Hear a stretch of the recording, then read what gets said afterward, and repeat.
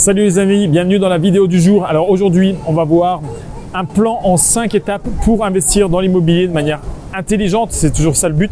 Alors ça va s'adresser plutôt aux débutants cette vidéo pour que vous ayez, si tu es débutant, que tu aies un plan concret de savoir comment investir, comment t'y prendre pour commencer à avoir des résultats. Let's go!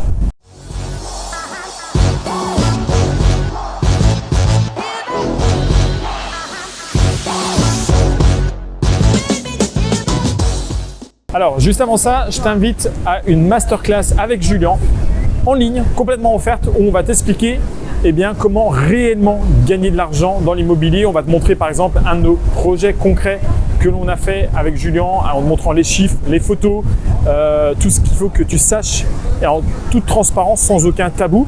Deuxièmement, on va t'apprendre les 3 secrets que tu dois absolument maîtriser si tu veux gagner de l'argent dans l'immobilier.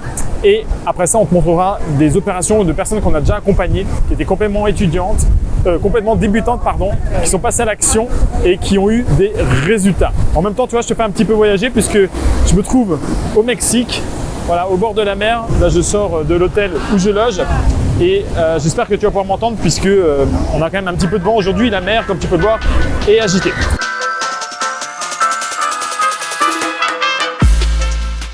Alors pour rentrer dans le vif du sujet, le plan en 5 étapes, ça serait quoi? Premièrement, je t'encourage de te former. Pourquoi? Parce que, regarde, par exemple, moi je ne me suis pas formé, j'avais pas le choix. Quand j'ai commencé l'immobilier à 15 ans, il n'y avait pas accès à Internet, il n'y avait pas accès à toutes ces formations.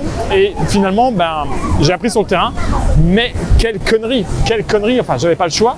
Mais toi qui as le choix, ça serait vraiment dommage que tu ne prennes pas le temps de te former. Alors je dis pas ça pour que tu te formes avec moi, hein. Tu peux te former par différentes manières, mais en tout cas, ce qu'il y a de sûr et certain, c'est que de se former, ça va être hyper rentable en termes de temps, en termes d'énergie et en termes d'effort. Et si j'avais eu la chance d'avoir un mentor à l'époque, ou quelqu'un qui me donne des astuces, un Huggy, les bons tuyaux comme dans Starkey Hatch, quelqu'un qui m'indique quoi faire et les pièges à éviter, mais j'aurais gagné déjà beaucoup plus d'argent, mais surtout beaucoup plus de temps.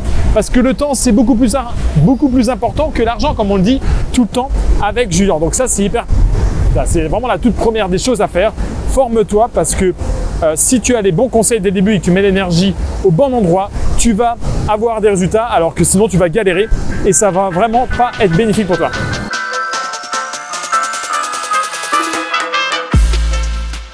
Deuxième étape pour l'investissement immobilier, ça va être de passer à l'action. Comme on le dit souvent avec Julien, 1 gramme d'action, ça vaut mieux que 100 kilos de théorie. Donc, il va falloir apprendre, certes, se former, c'est très bien, mais il va falloir aussi que tu passes à l'action parce que c'est pas en restant sur ton canapé, malheureusement, à regarder Netflix que tu vas avoir des résultats. C'est pas les agents immobiliers qui vont téléphoner en disant « Tiens, Jean, j'ai trouvé un super bien immobilier pour toi, c'est incroyable. » Si c'est même pas que tu existes et que tu n'as même pas dit que tu recherchais des biens immobiliers. Donc, il va falloir que tu te sortes les doigts, que tu passes à l'action et que tu ailles créer les opportunités parce que des fois, une bonne affaire n'en est pas une au début et ça va être à toi de la créer. Donc, il va falloir que tu sortes de ta zone de confort et après ça, ta zone de confort, c'est toujours la même histoire. Elle va grandir et tu auras de plus en plus de résultats.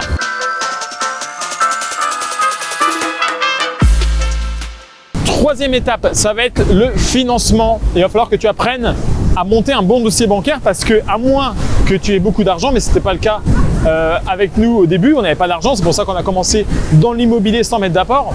Donc si tu veux te faire financer, il va falloir que tu saches monter un bon dossier bancaire pour que la banque ait envie de te dire oui et qu'elle te suive dans tes projets. Parce que souvent, la banque, quand elle te dit non, c'est que certes, ton projet n'est pas bon, mais aussi parce que tu n'as pas su bien le présenter. Donc il va falloir que tu apprennes à monter un bon dossier bancaire et pour ce faire, il va falloir que tu apprennes un peu la sémantique du banquier, un peu son langage, savoir aussi ce qu'il calcule lui en interne. Ça, c'est important pour savoir est-ce que tu vas avoir les bons arguments à lui présenter pour qu'il te fasse confiance et qu'il ait envie de te suivre sur tes projets 1 fois, 2 fois, 3 fois pour te créer des revenus supplémentaires.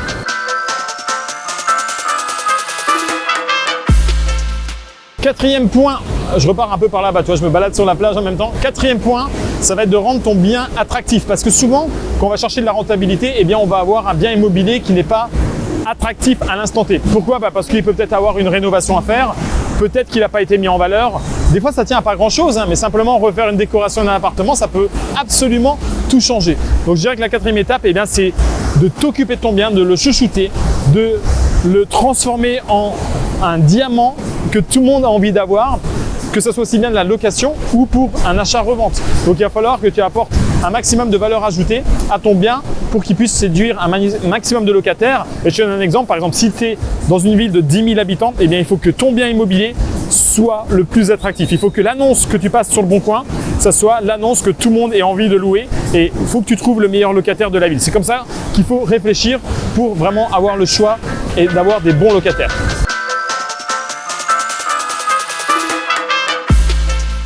Cinquième étape, eh bien, ça va être l'encaissement des loyers. Parce que là, ça fait plusieurs mois que tu travailles. Si tu as suivi tout ce déroulé-là, on va dire qu'en termes de temps, bien sûr, il n'y a pas de règle. Hein. Tu peux faire toutes ces opérations-là en l'espace de peut-être 3-4 mois au plus rapide. Et puis en l'espace d'1 an, si vraiment ça traîne un petit peu.